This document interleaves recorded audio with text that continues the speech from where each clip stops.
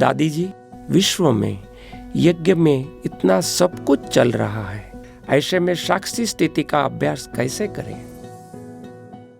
जब हम ये निश्चय करते हैं और ये हमें अनुभव मिलता है कि सचमुच जो बाबा ने हमें शिक्षा दी है, उस शिक्षाओं को जितना जितना हम जीवन में धारण करते हैं तो हमें समझ में आता है कि सचमुच आज जो हम सृष्टि पर रह करके अपनी जीवन व्यतीत कर रहे हैं, तो आज के समय में जैसा वातावरण है, अगर हमें ये ज्ञान नहीं मिलता तो शायद हम ऐसा खुशी से यहाँ रह नहीं सकते।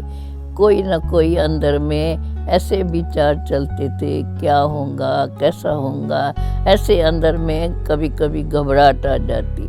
परंतु अभी हमें उसी सर्वशक्तिवान बाप के द्वारा जब ये शिक्षा मिली है कि ये सृष्टि का समय मुकर्रर है कि कितना समय ये सृष्टि का चक्कर चलेगा और वो फिर कितने समय के बाद ये फिर से रिपीट होता है, तो वो जैसे चक्कर चलता रहता है और अब उसका अंतिम समय पहुंचा है जबकि ये फिर से रिपीट होगा। तो अंत के समय में कुछ ऐसी सीन्स, ऐसे दृश्य दिखाई पड़ेंगे जैसे अभी पता नहीं क्या होगा, अभी पता नहीं क्या होगा।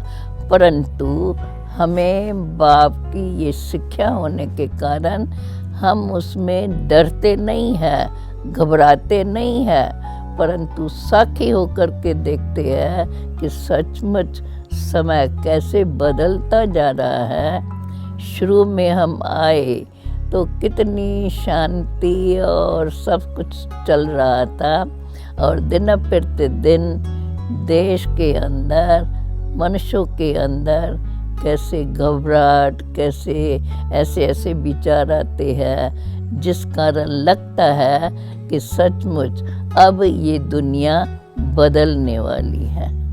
बदल करके जो स्वर्ग की दुनिया थी, जिसका गायन चलता आता है, सतयुग में कैसे देवताएं रहते थे, उन देवताओं का कैसे आपस में मिलन होता था और फिर कैसे सुख शांति संपन्न दुनिया चलती रही और अब की दुनिया कैसे चल रही है।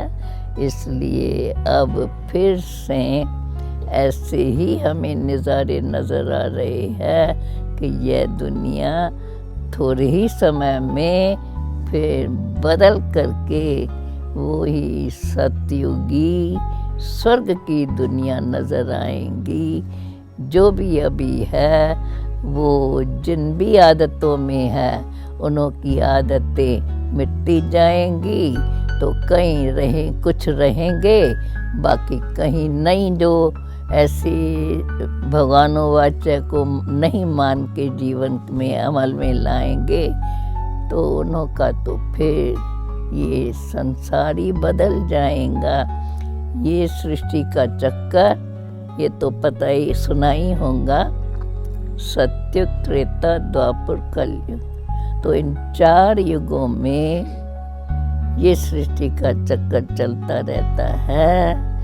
अभी यह युग भी आकर के संपन्न होने पर पहुंचा है, जो फिर बदल करके फिर इसी सृष्टि पर सतयुग, स्वर्ग का युग शुरू होगा।